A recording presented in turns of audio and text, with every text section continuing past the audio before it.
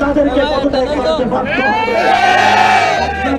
উপদেষ্টা আসিফ মাহমুদ ও মাহফুজ আলমকে অন্তর্বর্তী সরকারের সকল দায়িত্ব থেকে পদত্যাগের দাবি জানিয়েছে বিএনপি নেতা ইঞ্জিনিয়ার ইশরাক হোসেন। এর বিপরীতে জাতীয় নাগরিক পার্টির মুখ্য সংগঠক নাসির উদ্দিন পাটোয়ারি বলেন, বিএনপি পন্থী ৩ উপদেষ্টাকে পদত্যাগ করাতে বাধ্য হবে। বিএনপি ও এনসিপির মধ্যে এভাবে পাল্টাপাল্টি বক্তব্যে রাজনীতির মাঠ উত্তপ্ত। আওয়ামী লীগের টাকায় বিএনপির দলীয় অফিস চলে।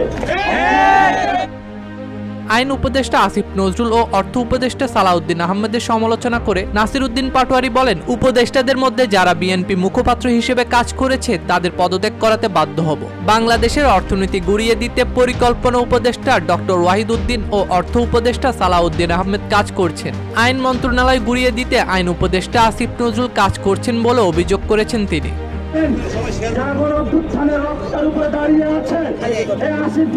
নির্বাচন কমিশন পুনর্গঠন ও স্থানীয় সরকার নির্বাচনের দাবিতে আগারগাঁও নির্বাচন ভবনের সামনে বিক্ষোভ সমাবেশ করছে জাতীয় নাগরিক পার্টির নেতাকর্মীরা। নির্বাচন কমিশনারদের পদত্যাগের দাবি করে দলটি বলেছে, তড়িঘড়ি করে এই বিতর্কিত কমিশন গঠিত হয়েছে। কমিশন পদত্যাগ না করা পর্যন্ত বিক্ষোভ সমাবেশ চালিয়ে যাওয়ার ঘোষণা দেওয়া হয়েছে।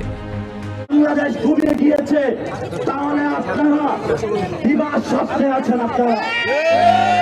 এদিকে সামাজিক মাধ্যম ফেসবুকে এক পোস্টে ইশরাক হোসেন লিখেছেন, যৌক্তিক কারণে উপদেষ্টা আসিফ মাহমুদ ও উপদেষ্টা মাহফুজ আলমকে অন্তর্বর্তী সরকারের সকল দায়িত্ব থেকে পদত্যাগের আহ্বান জানাচ্ছি।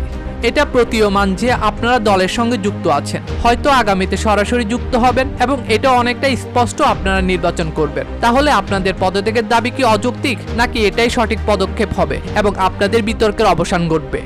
ডেস্ক রিপোর্ট, দৈনিক দেশকাল।